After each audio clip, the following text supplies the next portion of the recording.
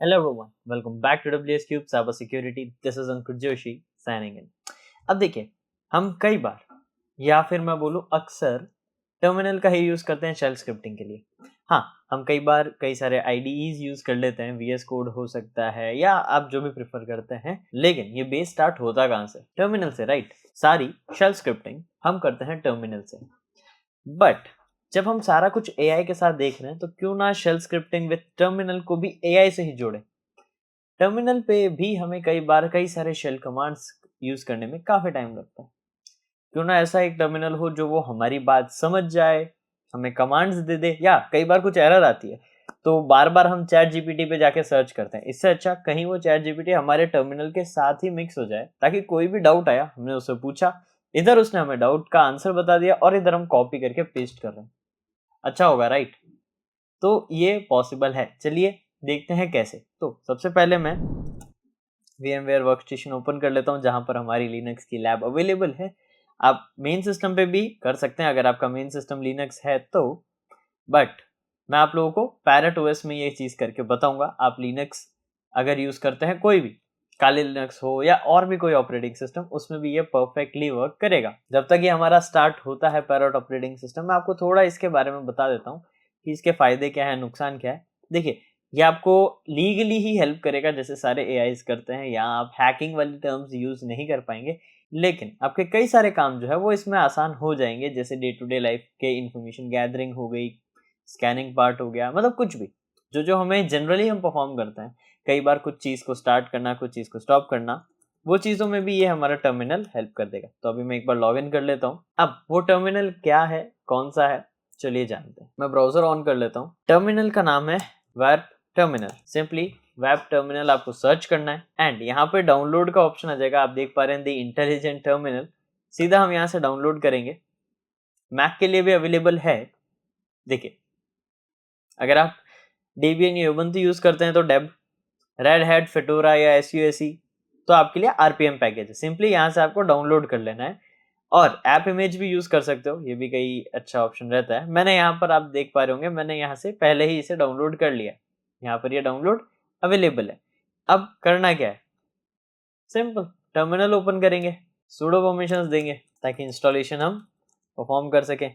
मैंने डेस्कटॉप पे डाउनलोड किया है तो मैं डेस्कटॉप पे आ जाऊंगा एंड debian पैकेज यानी dpkg-i यानी इंस्टॉल एंड देन टर्मिनल का फाइल का नाम सीधा एंटर कर देना है। यह आपका सेटअप स्टार्ट कर देगा।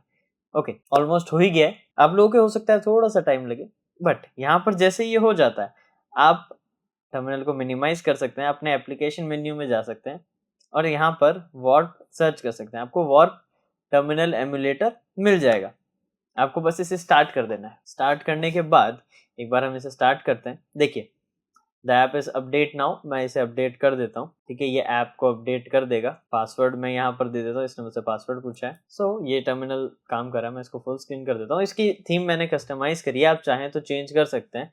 न्यू फीचर्स क्या क्या ऐड है वो चेक कर सकते हैं। इसका एक प्रो वर्जन भी है, बट मैं रिकमेंड नहीं करूंगा क्योंकि हमारा काम नॉर्मल वर्जन में ही हो जाता है। आप गेटिंग स्टार्टेड पे जाके कई सारे एक्शंस को चेक कर सकते हैं।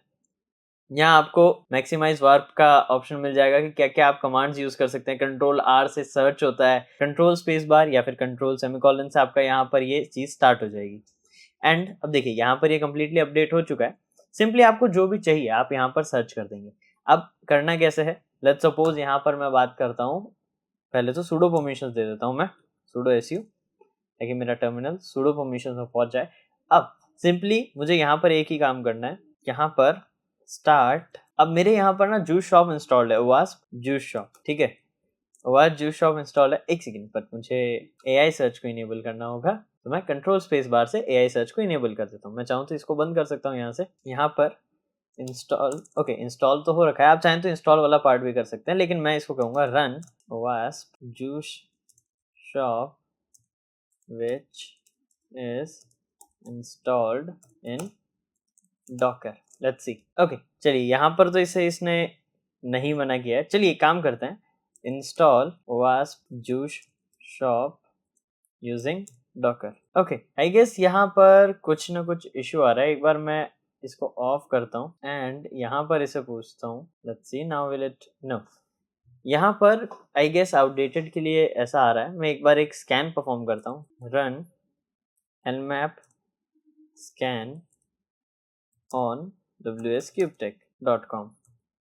Let's see will it work or not. So guys, यहाँ पर ये issue I guess internal server की वजह से आ रहा है, अपडेट नहीं हुआ है मेरा टर्मिनल इसीलिए. सो एक बार मैं इसे वापस से अपडेट कर लेता हूँ. Let's update it again and check करते हैं कि ये सही कैसे होगा. अब आप लोग अगर फ्रेश इंस्टॉल कर रहे हैं तो आपके अपडेटेड फाइल ही डाउनलोड होगी and updated file he setup होगी. अब यहाँ पर क्लोज हुआ है, अपडेटेड स्टार्ट हो गया है. Okay, run and map, let's see. यहाँ पर मैं एजेंट को स्टार्ट करता हूँ. Okay, now it's working. Voice input भी आ चुका है अपडेट में, सो इट्स गुड.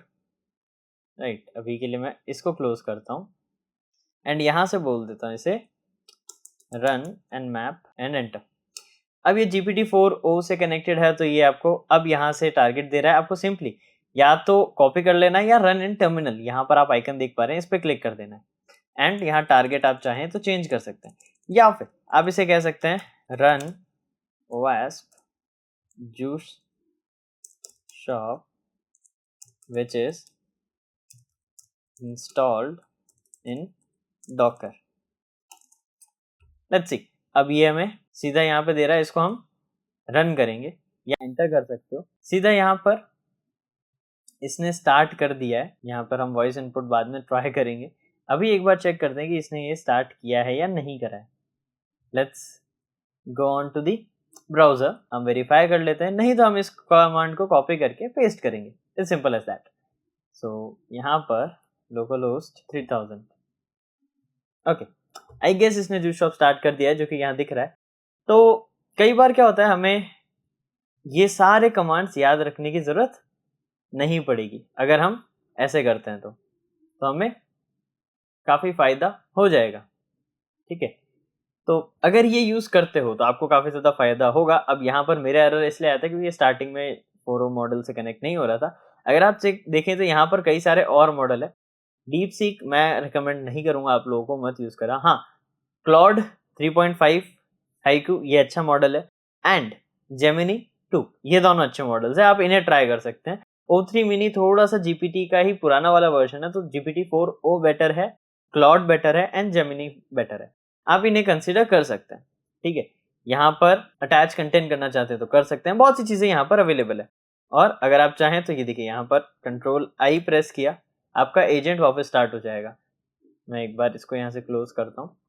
यहाँ पर सिंपल टर्मिनल है, Ctrl+L से क्लियर कर देंगे. हमें जो भी पूछना पूछेंगे. Ctrl+I से आपका एजेंट वापस स्टार्ट होता है.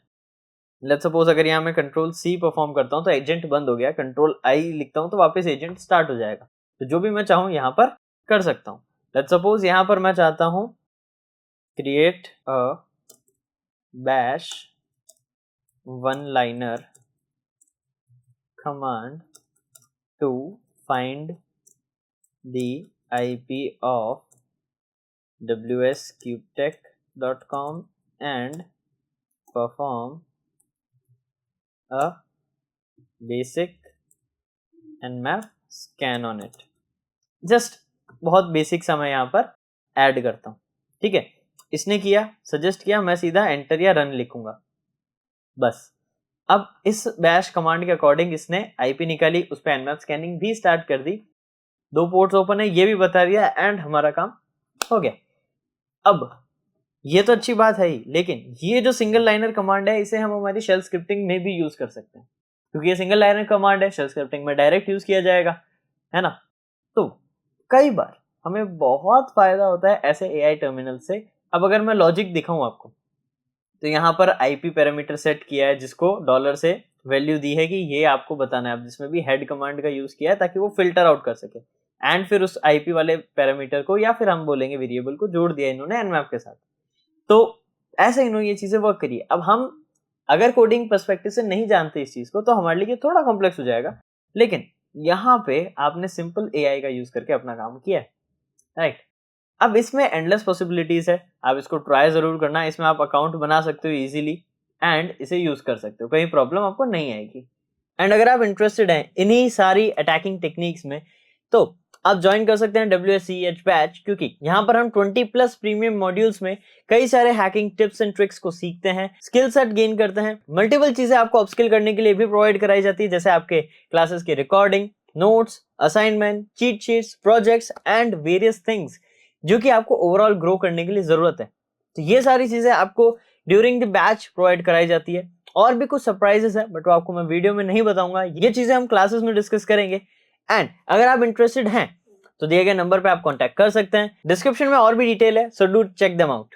सो होप आपको ये वीडियो क्लियरली समझ में आ गई हो, कुछ एरर्स हो, कुछ प्रॉब्लम आ रही हो तो कमेंट डाउन जरूर करना। एंड अब हम नेक्स्ट वीडियो में और चीजों को डिटेल में समझेंगे कि कैसे शेल स्क्रिप्टिंग हम परफॉर्म कर सकते हैं with the use of AI। तो आज की इस वीडियो को यहीं वाइंड अप करता है, मैं मिलूंगा आपसे नेक्स्ट वीडियो में। Till then, this is Ankur Joshi signing of.